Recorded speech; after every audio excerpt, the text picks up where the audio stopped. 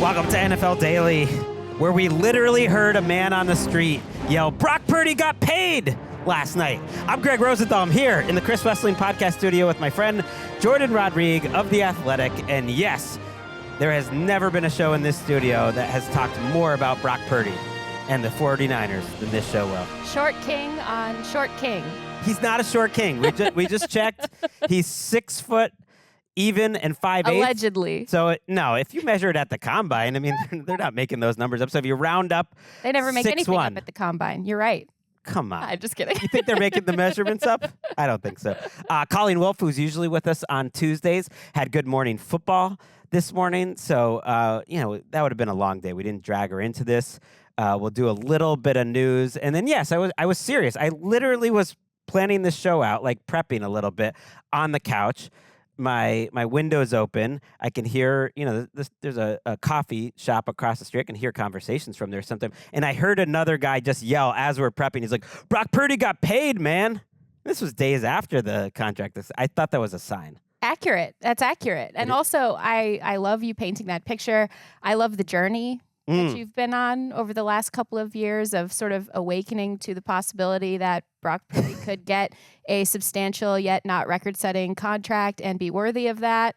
I think that this is really a big day for you, but also for me specifically, and I guess for Brock Purdy as well. Okay, so the contract got signed Friday afternoon, and we're not just going to go over that. I just think Purdy is an interesting window to look at the entire rest of the NFL and how he kind of explains how the league works on some level and different trends of the league and the Shanahan tree and how contracts work and how they're reported. So it's not all Purdy. It's kind of looking at what it means for the big picture of it all. And Fred Warner. The essence of Purdy. Yes. Fred Warner also got paid in the meantime. So we'll kind of throw that in the mix. Before we get to that, I do just want to knock out a couple items of news before we talk 49ers.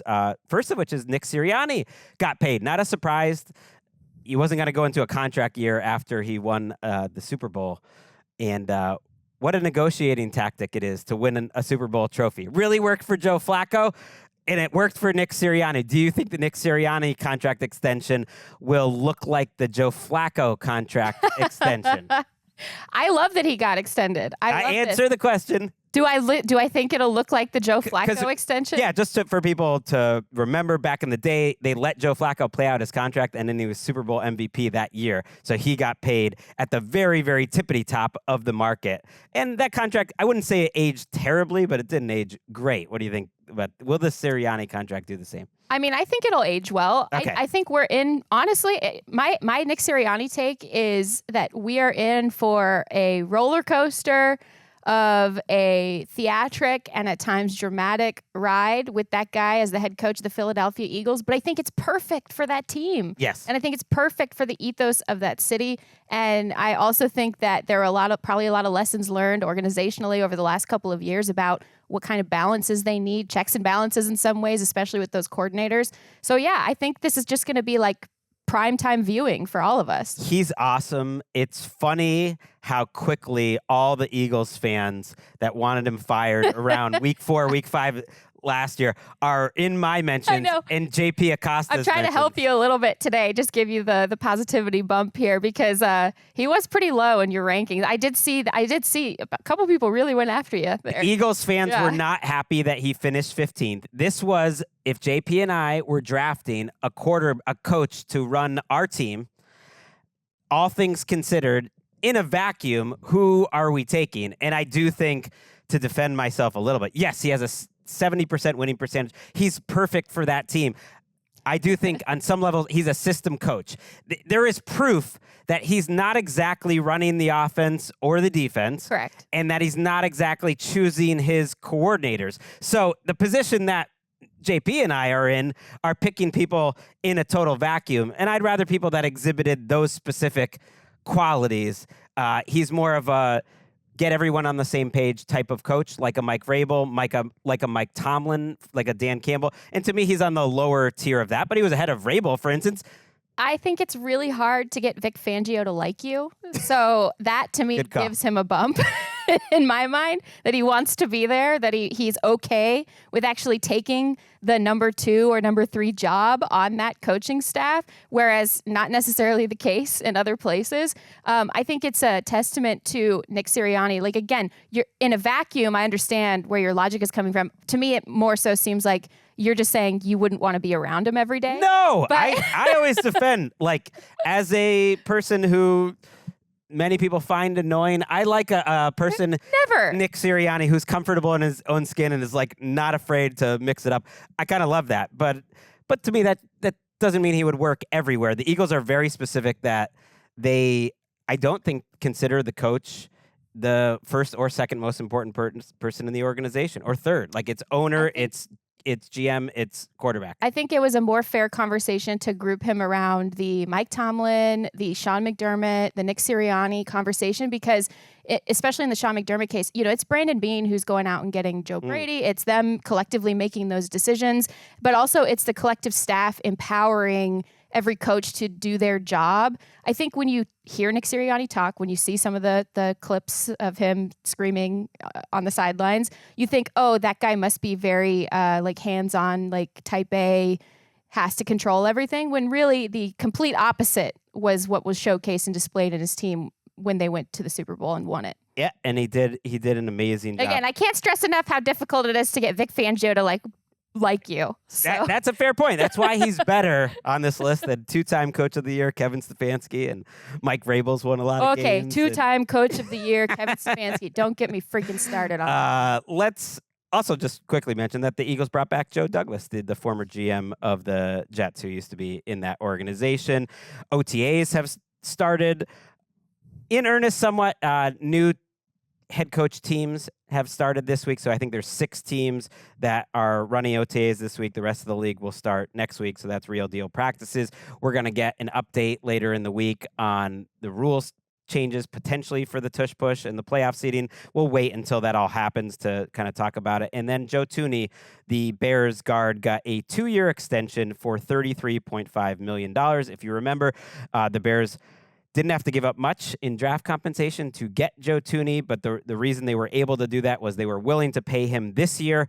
And I look at this extension, and it looks like it's basically a 2-year fully guaranteed deal where he is making almost $17 million a year, which is great for a guard almost getting into his mid-30s. So he got one more guaranteed year, and the Chiefs decided to move on and pay Trey Smith. And much of the core up front, and certainly around the roster in general, is now connected to each other. They're now contractually tied together. It really is the Bears saying, this is going to be our core that we're investing in moving forward.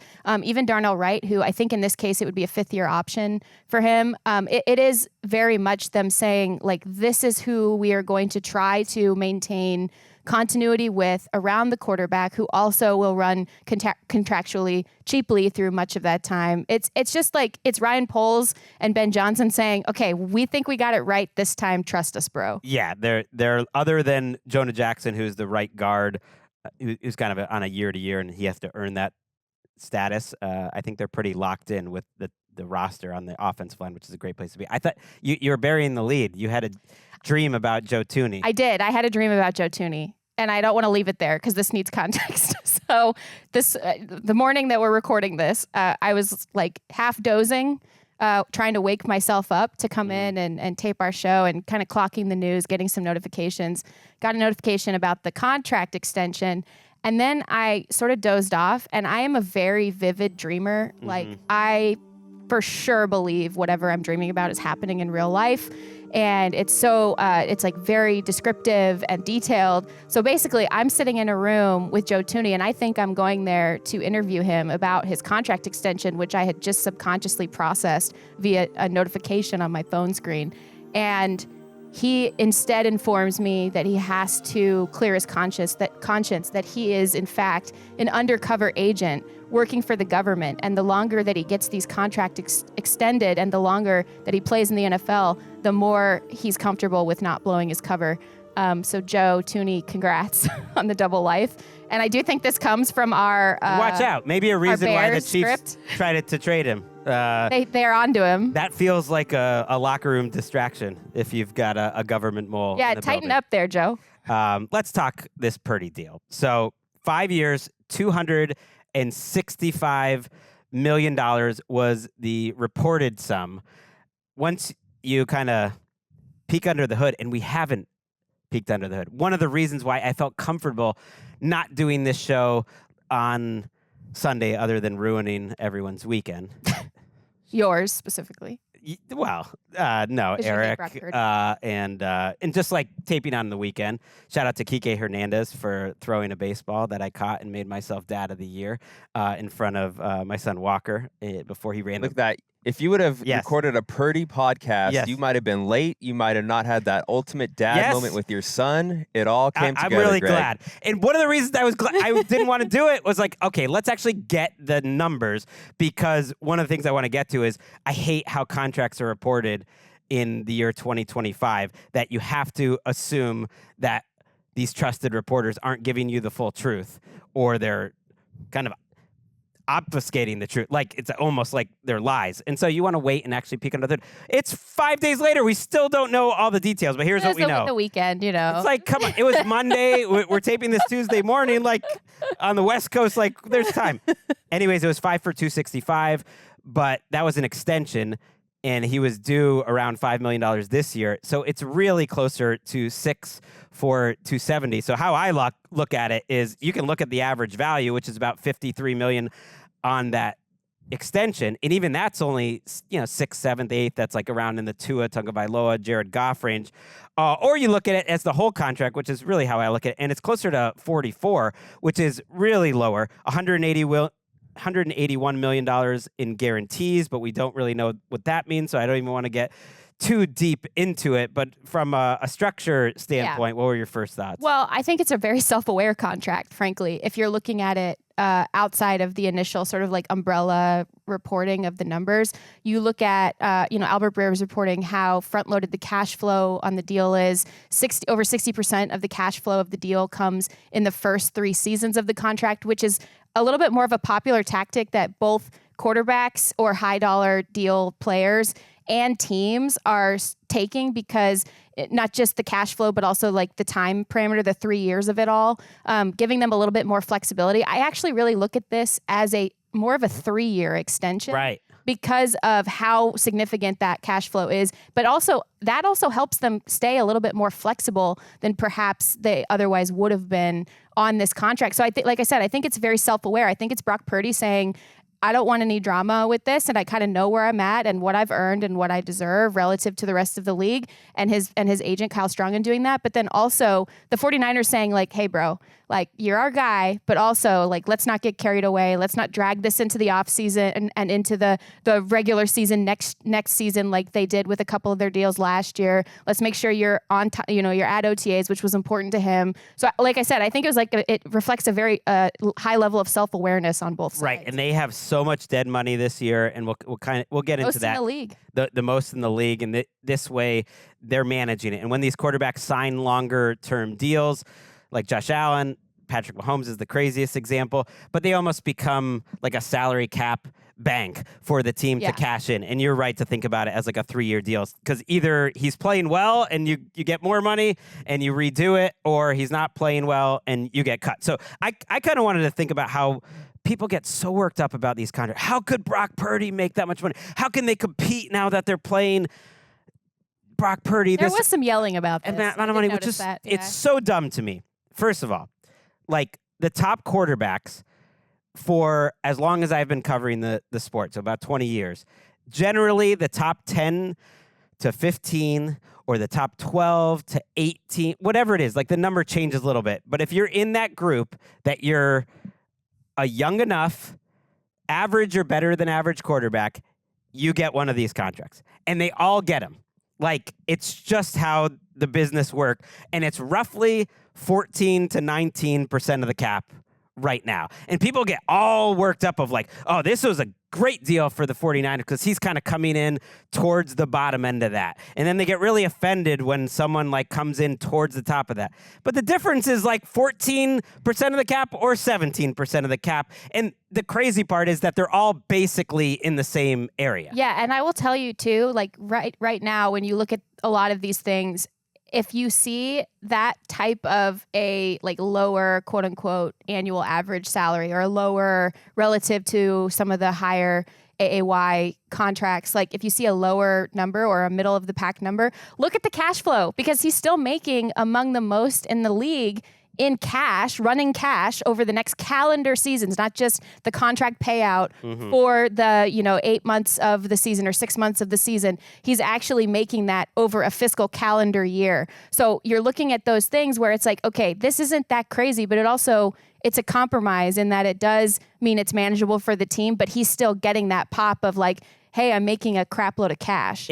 And cash is great. I think cash is important. Who doesn't? Who among us? Especially if you're the last pick of the draft, Brock Purdy, who just went from, he had gotten all this incentive pay that was going to be in his contract, but he started out in this league at a position where you almost can't hope to ever earn a contract like this. So I went through. Right now, there's 17 guys on the list that are like making in the same ballpark of the same amount of money at quarterback, and only 2 are day 3 draft picks. None of them are undrafted. It's Brock Purdy and the guy at the very top of the list, Dak Prescott. And the main reason Dak Prescott fell to the 4th round was because he had a DUI during the draft process, or else he would have been like a 2nd or 3rd round pick too. So it is such a development story for Purdy to get this money. But when you look at these like 17 guys that all have these big contracts, like a few are definitely like a little overpaid relative to production. Like Trevor, I would put in that group. Dak, I guess, because he's at the top. Should he really be the injuries at the top? too have hurt him on that. Yeah. And that is a good contract for him because it went to the very end. And then, Tua a little bit, in terms of production. A few are definitely under. Like Stafford is the very back of that. He shouldn't be at the back of it. Mahomes. High cash. Yes. Like among the top 5 in the league over the last 5 years, high cash. Yes.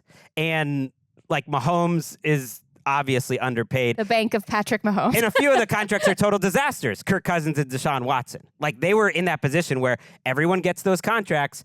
Occasionally they really don't work out. Deshaun Watson is obviously an extreme example. But basically, my point is like, if you are at any point a top 15 quarterback over the last 20 years, you get those contracts. Ryan Tannehill got it. Jimmy Garoppolo got it. Like, I guess the dream is a Baker Mayfield type of contract for the Bucks, where he is actually not in that group exactly. But even then, he's like 12% of the cap instead of 15%. Yeah. And if he plays as well as he's played the last 2 years, another year, he's going to be back in that group. So people make such a big difference between all this. And it's like, that's what you get paid. And in my mind, it doesn't really hurt your team building process. We can get into that a little bit. If you know how to draft and if you understand what you have in certain pillars, certain cornerstone foundational players on your roster, which brings us to the George Kittle extension, which brings us to the Fred Warner extension. Yes. They now have, and listen, if you're listening and watching, you don't have to necessarily agree with this. The 49ers are telling you, and also, by the way, giving him for the first time in their history with a quarterback, a no trade clause. They're telling you that they believe that they have their guy, at least for now, for the next 3 years at least. Yes. And that he is going to help raise the floor of this offense. We'll get into his productivity a little bit later. But that's what they're telling you. They're also telling you that with George Kittle, who is a tight end who the blocking surface runs through, who much of the passing game and the offense schematically in general runs through, it will continue to run through. And Fred Warner, who is at a position that has recently been devalued, is now getting more pop and value, but who is an outlier player in every sense of the word at that position. These are players who the 49ers are all telling you will raise the floor of this roster. And then what you have to do when you assign those people in your building and you've had that conversation and you're continuing to keep intact an actually cheaper now core with them plus Trent Williams plus Christian McCaffrey and Nick Bosa. And Ayuk. They got And so many big Ayuk big is the incongruent players. contract here, and I want to talk about that in a minute, but that's the incongruous contract here and a mistake in my opinion. But this was them saying, okay, these are the guys who they're put in different pockets of our solar system here, and all of their position groups, and even leaking into a little bit more of like the back seven, for example, or the passing game overall, they are the fixture of the solar system, and all things will rotate around them, and we lift the floor of our young, cheaper players, or our old, cheaper players, or our draft and development people. That is the expectation. This is a retool, rebuild on the fly model that a lot of teams have done successfully, especially when they've had the dead money that they've incurred that the 49ers now are okay with because they have these foundational players who will lift the floor of their roster, so they believe. Right. As you know, like the Rams have gone through a The similar Bucs. thing and competed. The Bucs have gone through a similar thing and competed. The Ravens very quietly have redone their whole roster. And people get so caught up on the quarterback contract. I guess that's the thing before we get into how underrated I think Purdy now has become. Say it again. I think he's underrated. I think he has earned this contract. He's obviously earned this contract, but I think it'll age well. People get so worked up about that, and they forget about all the other ways that teams don't spend money well. Yeah. Like just last year, think of all the amount of money that was on the 49ers injured reserve list. like Ayuk, and obviously you can't plan for injuries, but Greenlaw, like that contract did not age well for them. McCaffrey, at least last year. This year, for instance, they're going to have $80 million in dead money because Deebo Samuel has been an anchor on them. And you compare that to a quarterback, the most important position by far, providing top 10 production. Like, as long as he doesn't get way worse, that is so much like better bargain than all this dead money. And you know what? Dead money is not a killer. A couple years ago, the Packers and the Rams and the Eagles were all very high in dead money. You know what they did? They all made the playoffs and they won games. You know what the Eagles had last year? A quarterback that for the most of the regular season didn't really play like a top 10 quarterback, and they had plenty of dead money. And you know what? The Broncos had like the most dead money in the league, and they competed. And so the 49ers are literally like flushing away $80 million in money this year, and people are going to complain that they're paying their quarterback the most important position. Like, I think it's all backwards. But I think, too, you have to be like very real with yourself when you decide you're going to team build in that way, because you have to be honest about where your edges are. And I think continuity, for example, is an edge. Communicating between the coaching staff, Kyle Shanahan, this is his guy. He decided this years ago when Brock Purdy took over as the full-time starter. And they get along. They have developed, I think, together. I think Brock Purdy has made Kyle Shanahan better in certain ways, maybe a little bit less rigid in how he wants to do things. I think that when you have that continuity, not just between the coach and the quarterback, but the coach and the front office, the scouting department, understanding like, hey, we've got these cornerstone players, and yes, we think that they're going to carry a lot for us and lift a lot of where this roster is. We also have to identify traits that complement and supplement these players and each other. You're not looking for perfect players. You're looking for cheap players who can do a couple of things very, very well and complement to your stars, who you also then expect to bring along those players and develop them when they're younger and cheaper. That is the type of like congruence that you need to have when you are deciding to team build like this. Coaching is an edge. Bringing Bob Saleh back, like that is huge for them, because that is a person who has been in that building, who actually understands what needs to be communicated traits-wise to best make his defense function within the parameters and the limitations of where they're at right now in the team build. So you have to have this, like, I said it was a self-aware contract with Brock Purdy. I think this is a self-aware team that was really humbled last season and really understands, hey, if we are going to go build this thing and actually, like, do it in a way that makes sense for our short and our long-term future, like, we got to be real with ourselves here. And I think it starts with Kyle Shanahan, John Lynch, and, Prag Marate and that front office, who are actually having these hard conversations with each other. And I think they are being real in their thought that Kyle Shanahan and the 49ers could not find another Brock Purdy. You want to know why I know they believe that? Because they couldn't find one.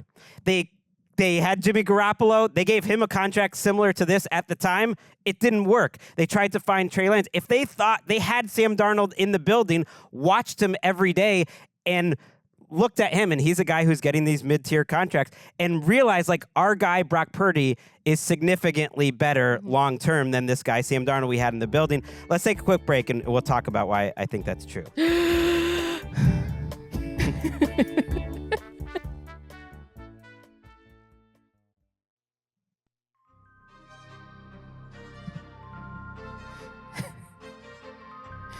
I got worried about that angle for a second. Yes. The camera angle. I was like, gotta tuck the We got a chin real in. Scorsese in the back room. Chris Pavona, check it Chris out. Pavona, the Rams fan, is annoyed we're spending this much time talking about the 49ers, Yes. I'm sure. It's about the whole league. It's about the whole league. How hard? I love these doing are these to deep evaluate. dives, though. I love when we get to like really fixate on a Yes. as someone who fixates on things. Like, I love that we get to do a deep dive on this topic. I love that you're coming off of a really great weekend with your family, kind of a hero dad moment for you. Well, yeah, Eric said I didn't explain it enough that, before the game, we're sitting behind third base in those seats. They got the big, like, 35, 40-foot net in front of us, and Walker had just been like, oh, you think they'll throw a ball to us? Like, no, they're not going to throw that over the net. And literally 30 seconds later, I hear everyone just yelling, and there's a ball in the air that came from Kike, and he's got his glove up, but I got to admit, he hasn't played baseball in a couple years. I didn't necessarily trust him to make that catch. And so I reached over You and stole your kid's caught thunder. it right above his head and then handed it to my little boy, to the consternation of the elderly couple behind me who maybe Kike was throwing the ball to. I don't know. I missed the whole interaction before he even threw it. I suddenly just heard everyone screaming, looked up, and there's a big ball in the sky. And then my life just slowed down, and I thought, this is what I'm born for. True athleticism, true succeeding in the moment. Barehanded, let's go. I will say one of the most clutch aspects of this story was how quickly you handed the ball to Walker, because if you didn't immediately turn in one fluid motion, then the couple behind you would have been like, this asshole. Yes, and they even had like a small look, but I don't know. Maybe I was just reading into it, and they were just disappointed. They were huge. You could tell they were season ticket holders. They were big fans. So shout out to Happy for you, sad to those. former Red Sox Kike Hernandez. I've taken a journey you've alluded to on the Purdy thing.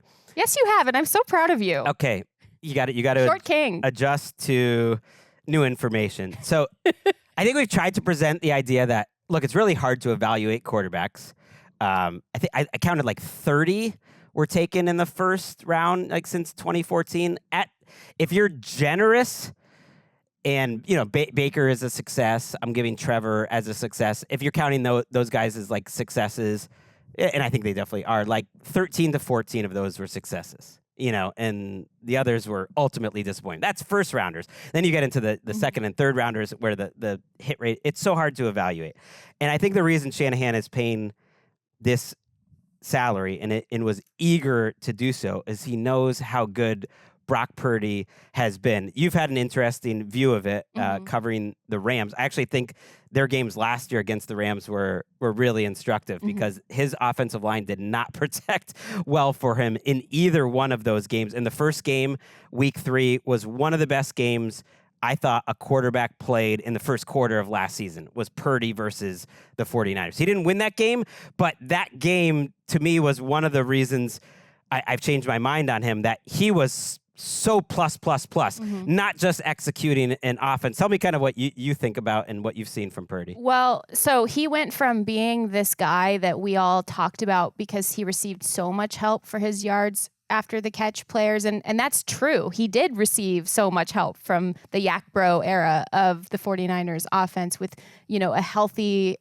and younger Deebo Samuel, with George Kittle, Juszczyk, and all of these players that contributed in that way, especially for those after the catch plays. So he could play a pop gun sort of style of play. He could throw short passes. He could get the ball out quick. He could do the same things that Kyle Shanahan has always traditionally asked, that we're so used to seeing from his offense that we saw from Jimmy Garoppolo. But then in 2024, I ran this through Next Gen for quarterbacks with 300 plus dropbacks over the course of the season. He was 9th in EPA. He was 7th in EPA per dropback. He was also shockingly, and if you watch, you see it, but just hearing how he's been talked about prior to last year, it was shocking. 3rd in yards per attempt. So completely different. Throwing to the perimeter, throwing downfield, different than the Yak Bros era. 27th in time to throw. So he is actually dropping back. He's holding the ball. A lot of times he had to scramble as well because his offensive line was tattered at So holding times. it longer, you're saying? Yes, Yeah. but also 7th in total air yards per attempt. And I think that, so he's throwing the ball further down the field. He has to hold on to it sometimes longer to make plays, to create with his legs, to scramble. But also, he is holding on to the ball a little bit longer as longer developing plays take place downfield. And you see him targeting the perimeter. You saw him actually doing more as that quarterback, like less so the pop gun, get the ball to the playmaker style, and more so I'm the quarterback who is creating the plays downfield. Right, because he had to. We actually have a couple plays that are queued up, and from the coach's angle, like in that Rams game, for instance, this was the silliest play to pick, but it just was ridiculous how many different times watching that back. And I went back and watched like 4 Purdy games this weekend and on Monday, and that Rams play, for instance, like there are 4 pass rushers getting after him at the exact moment. And this was almost a comical play where he had to turn away as he's throwing a deep out and everyone is getting at him and the ball gets to him on time. And that was the story of that game specifically, like going to the left. But the thing that I got watching all these games, that he is kind of a,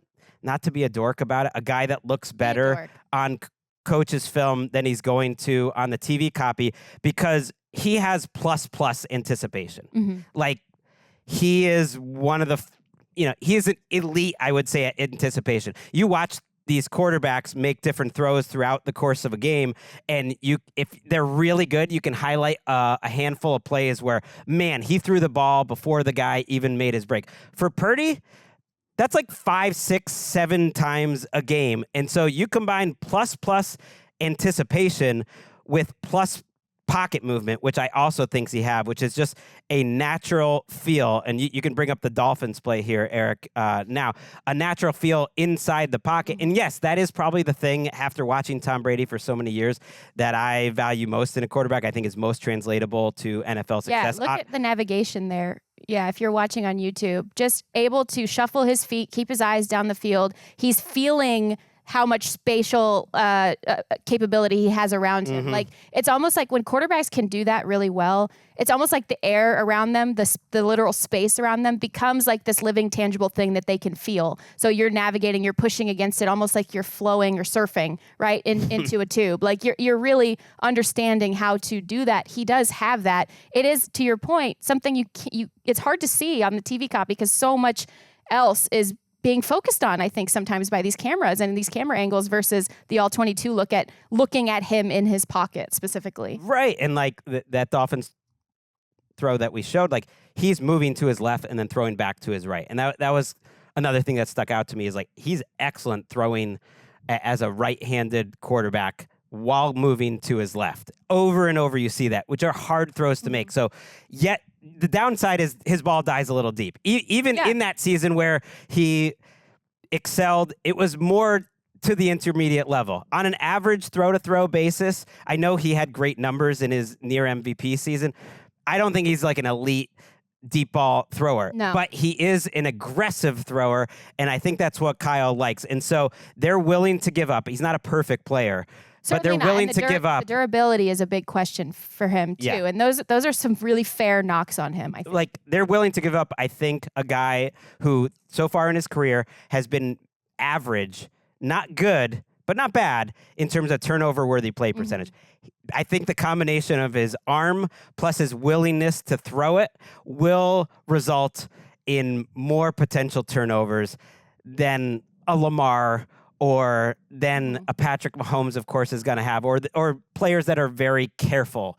He is not necessarily careful, but for the most part, I think that is to his benefit because he gives his guys a chance to make plays. And if you combine that with really good anticipation and really good feet, and I think he has great feet, like that, those are plus traits where I think he's putting a lot on the table to the point where like he is more than worthy for a contract like this. It shows too, these are exactly all the things you just said. It's exactly like if Kyle Shanahan was going to come in on a whiteboard and give you a bucket of all of the things that he cares a lot about in a quarterback, and then another bucket of all the things he could not care less about, including he does not care if the quarterback gets beat to hell. He doesn't care about the durability. He doesn't care about, okay, you're going to maybe throw a pick every, a couple times a game, once a game. There's so much data that shows us that he is not going to care about that if it also comes pack and parcel with all the other things that he fireflies toward, that he gravitates to. And I think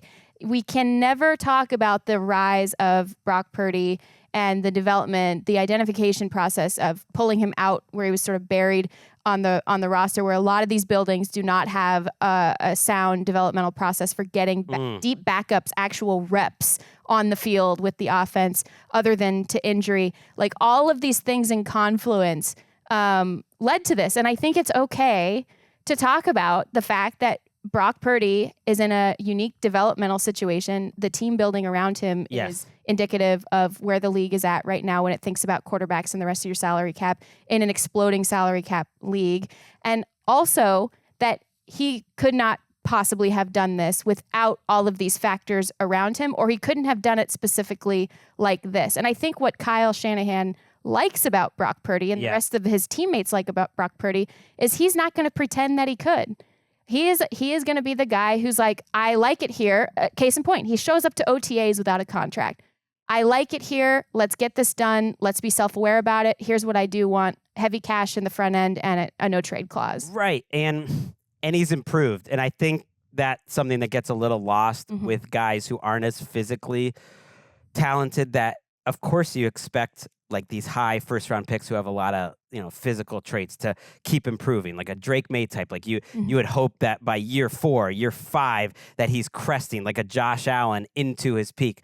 But of course, like the late round picks improve as well. And they recognize pretty early, I think it's a great shout to quarterback development, how valuable that is. So yeah, it doesn't happen without Shanahan, but I don't think they get to the overtime of the Super Bowl without Purdy, that year specifically, without Purdy playing so well. Shanahan has had Jimmy G in the building. He's had all those Jimmy G backups that occasionally would get chances when Jimmy G would get hurt, like Nick Mullins and whatnot. He's had Josh Johnson there.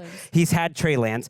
None of them were Brock Purdy. You know what I mean? Like, they've had Sam Darnold. Like, they've had 7 or 8 guys go through there. None of them had that sort of skill set. It's this thing specifically about the two of them that works. And I don't think it's always easy. If you have an actual good relationship long-term with your quarterback, you're going to go through some rocky periods.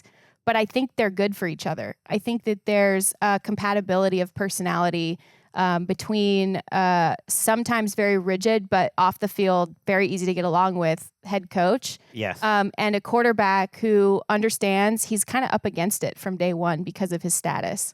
And like last year, you mentioned, Shanahan doesn't mind like guys getting hit. Like he stands in there and he takes hits and he delivers with guys kind of diving around him. And I do think it's gotten him into trouble sometimes. Like Mina Kimes I remember a couple of years ago was the first time I heard her use the phrase that like Purdy's got too much dip on his chip sometimes. But that you like about him. He plays with no fear. And it really struck me. And I think part of why I loved watching him so much was because I just finished watching all the college prospects. And I don't think people quite get like, I guess they do, because like Purdy's making this contract, but like Brock Purdy is so much better at playing quarterback than and he should be. They're just coming out of college, but like at this stage of his career, he is on another planet in terms of how well he plays quarterback than even Cam Ward, who was the #1 quarterback. Now, you see the traits with Ward, and I love Ward, and I think he'll develop into a player that could earn this type of contract. But at this moment in time, like, Purdy really is that much better. It's not just some creation that he's with Kyle Shanahan. At this point, like, he is that much better at playing the position, like, because the game, I think, has really slowed down for. I'm going to throw up one more clip. It's against the Lions, and this is one where I thought the game really slowed down. You can tell me what you see here that you like, Jourdan. We're watching. Oh, the movement. He fakes a couple different ways, and then he scrambles for the touchdown. And to me, I don't know. You tell me what you think first. Yeah, I mean, he's like I said, we talked about it before. He sees the space. He sees like the layers of the field open up, not just in the pocket around him, but in the second level and the third level. He runs with anticipation in this clip. In the same way that he often throws with anticipation. And I think he has no hesitation about, like, he wants to throw, but he has no hesitation if the run play is the one that's going to get him in the end zone and he can see those holes in that downfield blocking start to go even out of structure, and he has help here, and then he has just enough of a gap. Like, he thinks he can make that last guy miss. Enough of that dip. Yeah, he just goes, and he lowers his shoulder a little bit. For QBR on ESPN, he's been ranked about 10th to 12th in rushing value the last couple of years, which sounds about right. Like, he's an efficient plus runner. And that clip really stuck out to me because he went through multiple reads, and the pocket starts collapsing. A one read on one side of the field, another read on the other side of the field. And he gets off of that so fast. And that's what is hard to teach, and I think it's hard to recognize. Like, he gets through his reads so fast, and then he's calm enough that after getting through two reads very fast, he gets through his reads so fast in general, very fast, decides to run because pressure is coming, that after he decides to run, he is calm enough that he is faking the pass to the left. That. Yeah. And, like, that's a lot of calm. With a little bit of athleticism and mental processing. That's tough. Well, that's good. He doesn't look through a tunnel when he plays, and I think sometimes when quarterbacks stall out developmentally, it's because they're fixating on where they have to make the throw. You've seen it even at times in versions of this offense where a player is like, oh God, I got to throw there. I got told to throw there. Oh no, oh no, oh no. Okay. Right. Like, and then it just but this is not that. There's always a solution. And I think that's why you see coaches and quarterbacks really, when they find each other, then they show it. And this is why he has a contract. They found each other because there's always a solution to every problem. And, I remember a couple years ago sitting in Kyle Shanahan's office, and he had plays up on his whiteboard, and every play had a different layer in a different color of a different scenario and a different outcome of that play written over it like a total psychopath. But it was really his active problem solving and how his brain is. There's always a solution. And when you find a quarterback who you feel is also wired like that, whatever happens in the middle, you're going to pay that guy. And I will say, part of the reason they paid him too, in my opinion, or added a little flourish to it, is because he is a success story for this organization. Yeah. And they have really failed at times at finding the quarterback, at drafting the quarterback, at some of the high round picks, some of the moves they made all over the course of the last, 7, 8, 9 years. And this is their success story. This is one of the success stories of the league. And that's also why you add a little flourish or tie the deal up with a bow and a ribbon. And it's learning from mistakes. Those guys going into last year, whether it was Bosa or Trent Williams or Brandon Ayuk, it was a mistake to drag that out as long as it did. And I think that's a trend. So there's a lot of trends that are at play here. How the quarterback contracts work, like how quarterbacks are evaluated and developed, like what a plus it is to have a Shanahan that can develop, but it's still hard even for that kind of guy to find. The dominance of the Shanahan coaching tree in general, like how wrong we are about the draft, how tough it is, and how fit is everything. Ultimately, he's the right guy for this coach, and also how annoying it is that these contracts don't really get reported with truth in mind. Yes. It's like, we can be better. Our national reporters at NFL Network and throughout, like, you don't have to just parrot exactly what the agent says. It happens sometimes more than others, but even in this case where, like, you don't have to say it's the most for this position and come up with all these mental gymnastics. You can evaluate, okay, this is actually a 6-year contract that's averaging 44 to 45. And maybe you don't report that, but just report the facts. You don't have to get the spin. And when you don't hear any spin for like 5 or 6 days, that means it's bad for the player and it's good for the team. I mean, look how long the Matthew Stafford contract took to actually be finalized. A very special episode. I feel like I love these types of shows. Like, I love when we could just completely geek out over one topic that actually means a lot of different topics all at the same time. We're thinking in layers here today. Wow. Pat on her own back, and I love it. You came up with it. You got to have a little dip on your chip if you're going to be Brock Purdy or if you're going to be Jourdan, Rodrigue, and NFL Daily. That's it for today's show. We will be back in this feed. The next thing that you hear is actually a show with Bobby Bones and Matt Castle. Oh, I loved when we got to talk to them at the Super Bowl. That was so fun. And they've had a great show. It's part of NFL Media. It's been going for a while, so I'm guesting on their show this week, so that's going to be in our feed, but we'll be back on NFL Daily later in the week with Patrick Claybon to wrap it all up. Football's back.